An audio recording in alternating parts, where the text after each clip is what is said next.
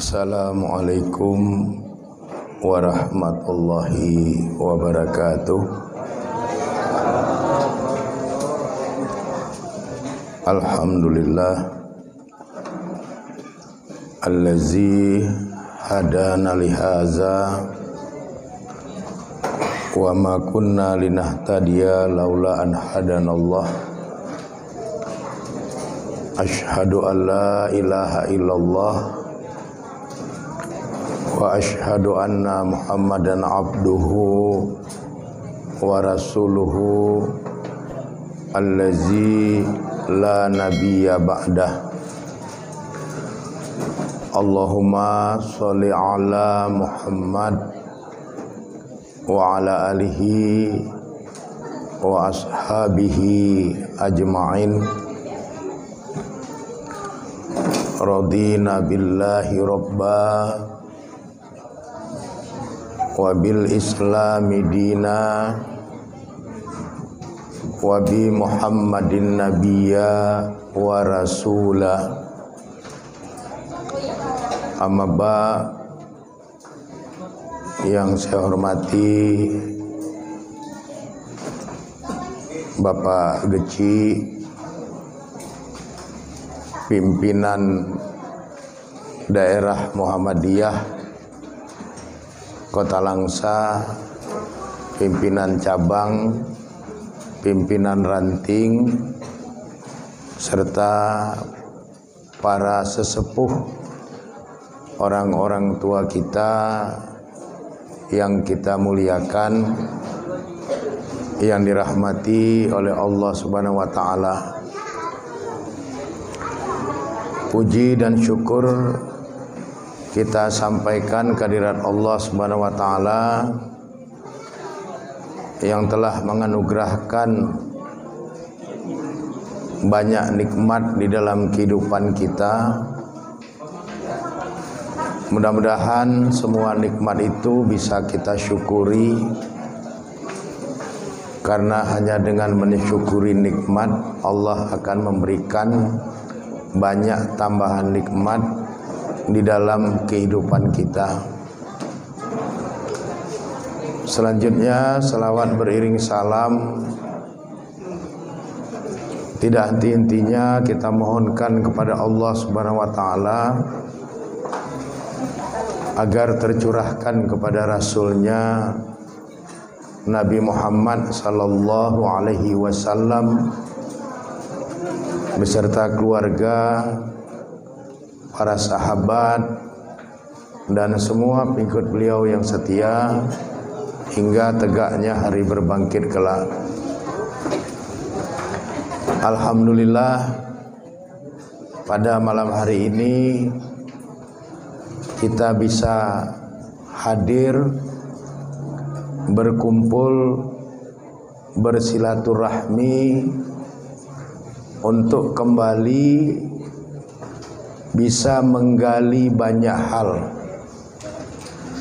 dari tahun baru Islam 1444 Hijriah.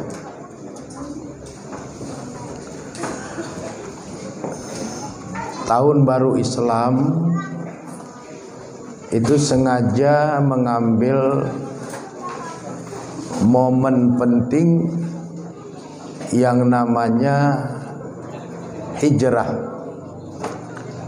sehingga takwim atau kalender atau penanggalannya itu disebut dengan hijriyah. Hijriyah itu ada huruf ya, ya-nya itu ya nisbah. Ada huruf ta marbutah, itu yang diarahkan kepada sifat.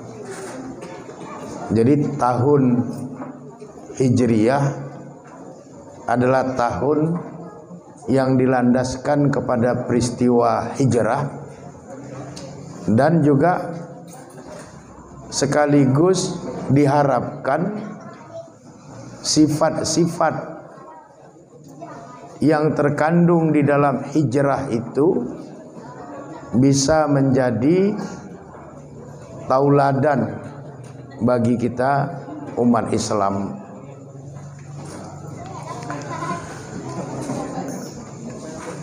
Substantif daripada hijrah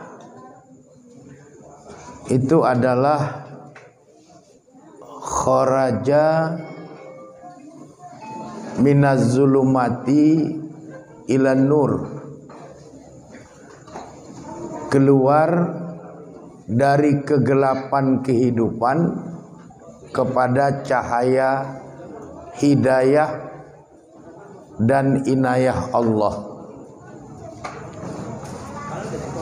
Sehingga peristiwa hijrah itu tidak hanya berbicara dari satu sisi saja, tidak hanya berbicara sisi perpindahan minal makan ilal makan, dari satu tempat ilal makanil ukhra, ke tempat yang lain, tapi juga hijrah itu meliputi sisi-sisi isoterm, sisi-sisi yang bernuansa batin dan spiritualitas.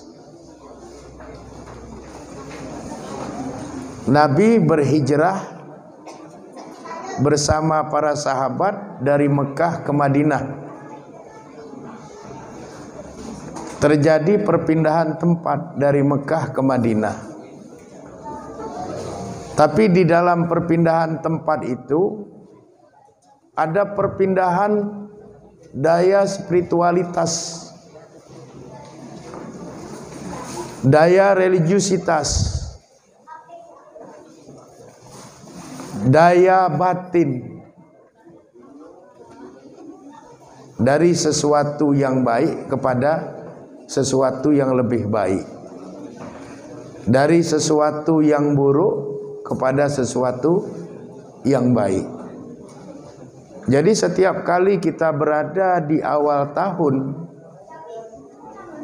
Hijriah, kita diingatkan bahwa pergantian tahun, pergantian bulan, pergantian minggu, pergantian jam, pergantian menit, pergantian detik dan mikrodetik, itu mengingatkan kita kepada dua hal. Yang pertama, mengingatkan kita kepada deret hitung. Bertambahnya tahun, itu bertambahlah jumlah usia kita. Kemudian yang kedua, kita diingatkan kepada deret ukur. Bertambahnya tahun itu artinya bertambah dekatlah jarak kita ke kuburan yang akan kita tempati. Jadi dari satu sisi umur bertambah, di sisi yang lain jatah hidup berkurang. Sehingga setiap kali kita berada di tahun baru Islam, kita harus melakukan kontemplasi, kita harus bertafakur, kita harus merenung bahwa betul umur kita bertambah. Tapi yang perlu juga kita ingat, jatah kehidupan kita sekaligus berkurang. Angka dari umur kita bertambah, tapi jarak kita ke kuburan semakin dekat. Kita baru saja meninggalkan tahun 1443 Hijriah. Hari ini kita berada pada hari ke-7 bulan Muharram tahun 1444 Hijriah. Baru 7 hari kita berpindah dari 1443 ke 1444. Apa yang sudah kita lakukan selama 7 hari ini?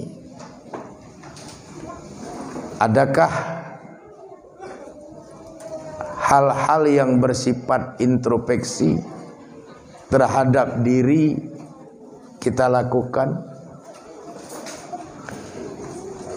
Adakah keinginan untuk merubah sesuatu yang tidak baik di 1443 menjadi sesuatu yang baik di tahun 1444 Hijriah ini?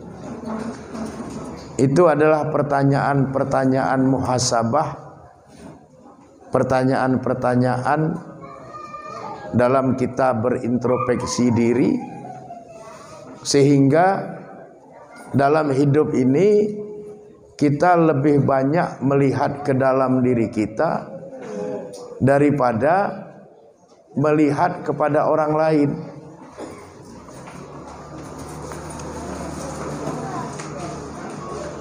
Karena yang sering terjadi di dalam kehidupan ini, kita lebih sering melihat kepada orang lain, tapi jarang sekali kita melihat ke dalam diri kita sendiri. Istilah pepatahnya kadang-kadang gajah di pelupuk mata itu tidak terlihat, tapi semut di seberang lautan itu terlihat.